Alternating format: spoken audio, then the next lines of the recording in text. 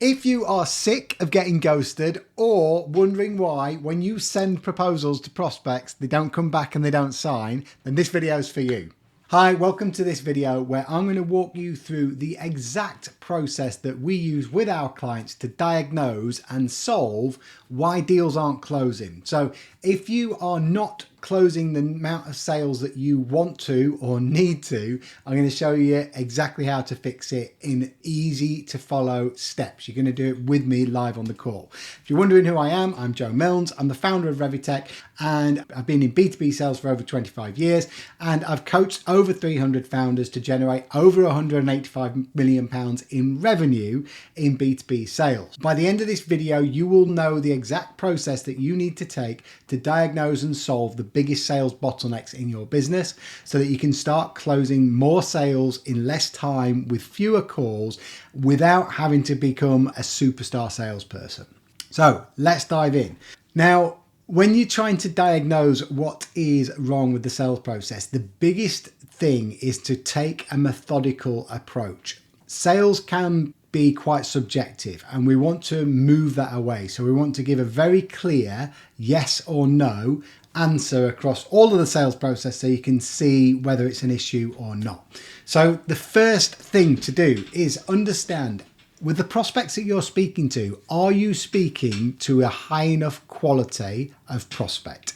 And the way we do this is if you look at all of the calls that you speak to or the prospect calls that you have, at least 70% of those should be prospects who can viably afford and allocate resource to your solution if they believe that you are a good fit. What I mean by that is if a prospect is of the right size and you would offer your product or service to them and they could feasibly purchase it, they're a decent fit, and you're speaking to someone who's involved in that decision-making process, then that would count as a qualified prospect. You want at least 70% of the prospects and the conversations that you are having to be those prospects. If it's less than 70%, then you have a targeting or lead generation issue. Either you're calling out the wrong prospects in your marketing or your outreach messaging, or you're contacting the wrong people. You're reaching out to the wrong people who aren't the decision makers. So 70% of first calls should be prospects that you could offer to. If it's lower than that, then something's wrong with the targeting or the call outs in your ads or your lead list. If it's over 70%, then tick in the box. That's okay. It's probably not the big bottleneck. Next is in your first meetings with prospects, are you presenting or demoing or talking about what you do in any detail? And if the answer is yes, then it's costing you money. The first interaction with a prospect should always, no excuses, be some form of discovery. Now, in 80% of the times in B2B sales, it should be a separate discovery call to a presentation or a demo. In the rare instances that it is a one call, then still the first half of that call should be discovery. And the reason you do that is because you're trying to find out where the customer is now, so an understanding of their current state, their desired state, why it matters for them to move away from the current state, what the cost of inaction is, and how you can help.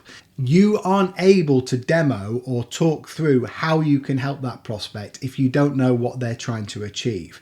It's like closing your eyes and throwing a dartboard and then expecting to hit the bullseye. It's just not going to happen. There's lots of limiting beliefs around this. So you might, even if you're thinking, yeah, but I think prospects want a demo, they come on and they really want a demo. No, if you conduct yourself in a way that sets the frame and sets expectations, you will have no issue with this. But you have to be able to separate out the discovery section from the presentation or the selling aspect.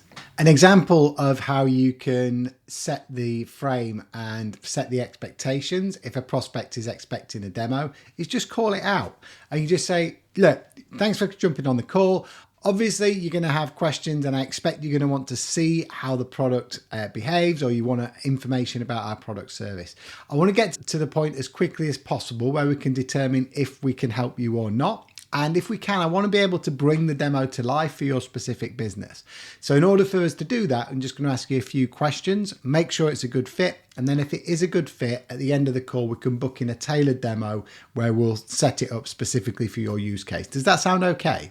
What I'm doing there is I'm saying, look, I know you want this, and that's what I'm going to give you. I'm going to get us to the point as quickly as possible so we don't waste any time. And then if we aren't wasting each other's time, I will make something more valuable for you because of the questions that I ask. Is that okay? So you're saying this is what you want to get to. I'm going to get us to that point, but in order for us to get to that point, I need to ask you some questions. And then on the back of that, you'll get something more valuable. I'll tailor the demo to your specific company. Is that okay? If you do that, you'll find that you have much better quality conversations. And by the nature of the questions that you ask, you'll then be able to tailor your demo, because you'll be able to ask them, what is the biggest bottleneck at the moment you're seeing in specific area? So when you're asking about pain and why they're reaching out, why they're looking to solve this problem in discovery, it means you're getting gold that you can then use in your demo and demo your ability to solve those pains. Cool. Next stage is how many of your meetings or calls with prospects have meetings booked in the diary before you get off the call. So when you're speaking to a prospect, how many of those calls end with another meeting booked directly in the diary? If it's less than 90%, then you are killing your deal velocity, like significantly for B2B sales, and probably hemorrhaging deals as well. Because if there is no next step, there is no next step. And if you're just leaving the prospect to go off and wander into the abyss, you've then got to try and get them to re-engage. So you've got to do the chasing. They might not get back to you for a couple of days or a couple of weeks, and then someone might be off. It just drags out and out. If you have 4 touch points over your sales process, as an example, and you take 10% longer to get the prospect back onto a call on each of those touch points, then you've increased your sales cycle length by over 33%. You're making it next to impossible to fulfill your potential in terms of new business. So that's the third one, is check what percentage of deals have a call booked in the diary when you finish that call. It needs to be over 90%. Then we move on. This is my personal favorite, and it's one that's really common, is do you ever send prospects quotes or proposals via email? So if you ever send a prospect a proposal or a quote and just send it to them, that's a massive cross in the box. You shouldn't be doing that, because if you send a quote or a proposal and the prospect gets it and they have questions, or they're comparing it to a competitor quote, or they get asked an awkward question by the finance director, and you're not there to answer it or educate or make sure that they're clear understanding, they're not going to assume that you can solve the solution magically. You can't have the opportunity to control the conversation and explain away any objections. So if you're ever sending quotes or proposals across to the customer and then rather than booking a time in to walk them through, then that's a massive cross in the box. Okay, if it is a tick in the box, then we move on to the next thing. And this is, do you have all of the top 10 objections that people would have to your product or service covered in your proposal or quote as an FAQ? If not, big red cross. So what do I mean by that? Is we don't often lose deals when we're speaking to a prospect.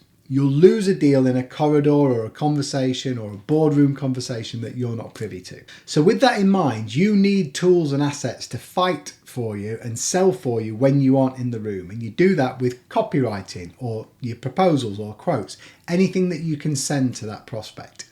Now, if you know that the top 5 to 10 reasons that are going to come up that are the most dangerous for you in terms of a prospect getting put off or not coming across, then it makes sense to have all of those documented in writing so you can control how they are answered.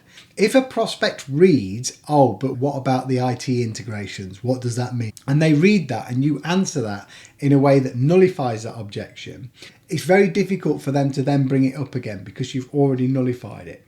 So I always think of like these objections like zombies. You can either kill them up front or you can get surprised by them later on. But if you get surprised by them, you've seen The Walking Dead. It doesn't end well for you. So have all of the top 10 objections listed as frequently asked questions in your quotes or proposals that you can send to your prospects so they sell for you when they aren't in the room. Do you address the effort and sacrifice involved in moving to your solution in your sales and marketing materials? What I mean by that is, as salespeople, we always look for and try to project the best case scenario. So we use things like ROI calculators, or we'd say like return on investment figures and estimates. But we forget that a prospect always thinks in worst case scenario terms. They're thinking, what's the worst possible thing that could happen if I invest in that solution? So in your proposals, you should be addressing what effort and sacrifice is involved in getting on board with your solution. And ideally, you want to make it sound as quick, easy, and painless as you possibly can, because effort and sacrifice is one of the things on the value equation that you want to keep as low as possible. The perceived effort and sacrifice involved in getting your solution will directly impact the value that a prospect attributes to it. In other words, if it sounds like a hassle, they're just going to be put off. So make sure that you are making it very clear what's expected of the prospect and what they need to do in order to get what they want from you. And that's pretty much it. The only other thing is, I would say that you want to be making sure that between every scheduled call that you are sending pre and post emails reminding the prospect, A, what you've covered on the back of a, say, discovery call, and B, what you're going to cover. So setting expectation. If you aren't doing that, again, that's going to affect your show up rate massively. Big tick in the box, cross in the box. The next one is the easiest, quickest to implement, biggest thing that you can implement today to increase your close rate, and that's the implementation of the bookends framework. Every conversation should be bookended with the prospect. What does bookends mean, Joe? Well, it means at the start of the conversation, you make it very clear to the prospect what they are going to get from the interaction, what they will need to do, and then what the next steps will be. So it's what you're going to get, what you need to do, and what are the next steps after that. And you're getting their agreement up front in that conversation. Because if they've agreed to something up front, then if they said it out loud, they are much more likely to follow through with it at the end of that conversation. So something along the lines of, if for a discovery call, you should be setting the frame and saying, look, thanks for jumping on the call. Just again, set some context as to what's going to happen. I want to get us to the point as quickly as possible where we can decide if we can help you or not.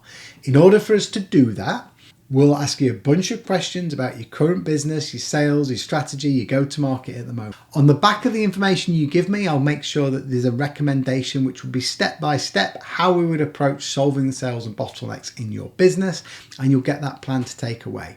The next step after that will be a full diagnostic workshop, which would be 90 minutes, and we need a card on file. Does that sound okay? Yes.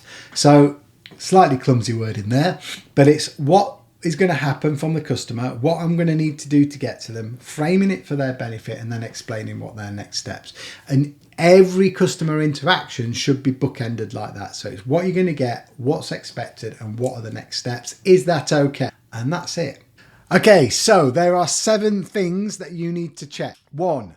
Are 70% at least of your first calls with qualified prospects? If not, then you've got a prospecting targeting problem. 2, are you leading with discovery? So some form of discovery should become before any part of the sale, whether it's demo, proposal, quote, always lead with the discovery. 3, are 90% of your calls or above ending with a meeting booked in the diary? If not, you're hemorrhaging deal velocity and you're costing yourself close rates. 4, are you ever sending proposals without walking them through live? If yes, you need to stop. Proposals are not boomerangs. If you throw them, they will not come back. 5, do your proposals include the top 10 objections or at least some of your most common objections as FAQs? That's a massive thing. If not, you're risking them coming to bite you later on. 6, are you addressing the effort and sacrifice involved in working with you? If not, prospects are assuming the worst and then you're probably going to get ghosted. 7, are you bookending every single conversation with what they'll get, what's expected and what's going to happen next? If not, you're leaving money on the table again. And if you ticked every single box, then congratulations, you definitely don't need to invest in working with me. But if you didn't, you are leaking hemorrhaging revenue. If you found any of this helpful and found that you aren't doing those, you can book a call with me below and we will diagnose your full sales and marketing process for £1. That's it. You get a chance to work with us. We'll do a full diagnostic, be me personally, and you get that for £1. So click the link, book a call. If you like this, drop a like and subscribe, and I will see you in the next video.